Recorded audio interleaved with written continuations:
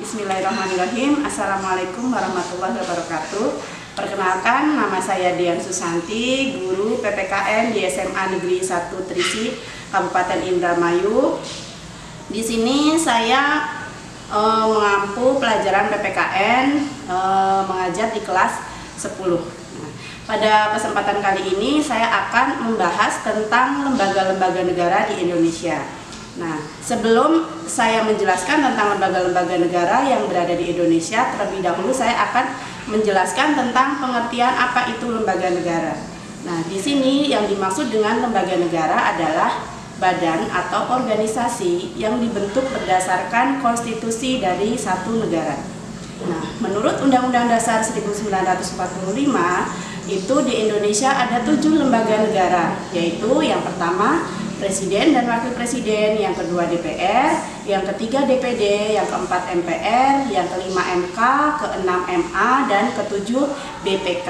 Nah, 7 lembaga tersebut itu adalah menurut Undang-Undang Dasar 1945. Tetapi dalam prakteknya sampai saat ini itu lembaga negara mengalami amandemen atau perubahan. Nah, di sini yang akan saya jelaskan yaitu lembaga-lembaga negara sebelum amandemen dan setelah amandemen.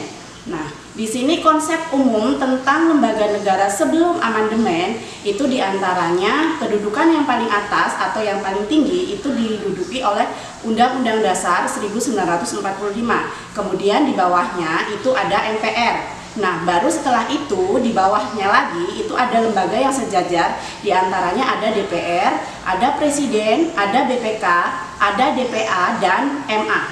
Nah, setelah itu lembaga-lembaga negara tersebut mengalami amandemen. Nah, setelah amandemen lembaga-lembaga negara tersebut itu ada apa saja? Nah, setelah amandemen itu lembaga-lembaga negara itu berkembang menjadi beberapa bagian. Ada yang menduduki di pemerintahan pusat dan ada yang menduduki di pemerintahan daerah. Nah, lembaga-lembaga negara tersebut yaitu yang pertama, kedudukan paling atas tetap sama diduduki oleh Undang-Undang Dasar 1945.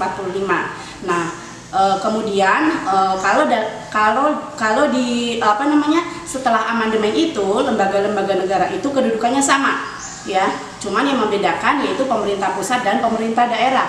Nah, pemerintah pusat kedudukannya yang sama itu ada apa saja? Di antaranya ada KPU, ada BPK, ada Bank Sentral atau Bank Indonesia, ada Presiden, ada DPR, ada MPR, DPD, MA, MK, dan KY.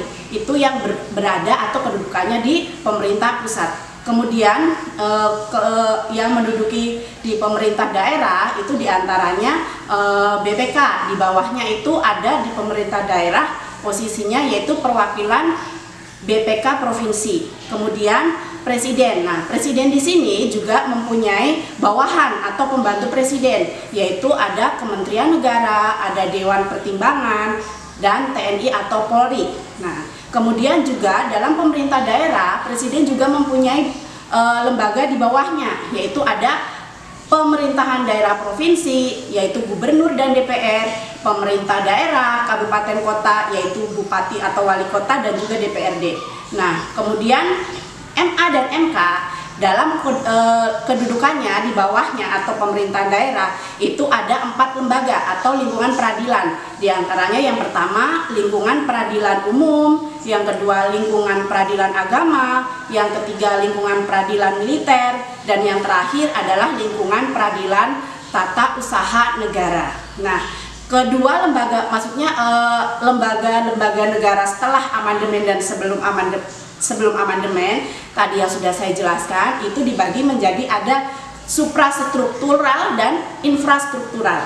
Apa itu suprastruktural? Suprastruktural yaitu lembaga negara yang terdapat di dalam Undang-Undang Dasar 1945. Contohnya apa saja tadi yang disebutkan? Ada MPR, ada DPR, ada DPD, dan lain-lain. Kemudian kalau infrastruktural yaitu lembaga atau organisasi masyarakat yang dibentuk oleh masyarakat. Contohnya apa saja? Ada parpol, ada ormas, ada LSM. Nah, infrastruktural ini bisa tidak masuk ke suprastruktural? Boleh, dengan catatan atau dengan syarat lembaga atau contoh dari infrastruktur ini kayak parpol, kayak ormas atau LSM ini harus melalui tahapan pemilu dulu. Baru setelah itu kalau memenangkan pemilu baru bisa masuk ke suprastruktural. Mungkin itu saja penjelasan dari lembaga-lembaga negara di Indonesia. Kurang dan lebihnya saya mohon maaf. Wabillahi taufiq wal hidayah. Wassalamualaikum warahmatullahi wabarakatuh.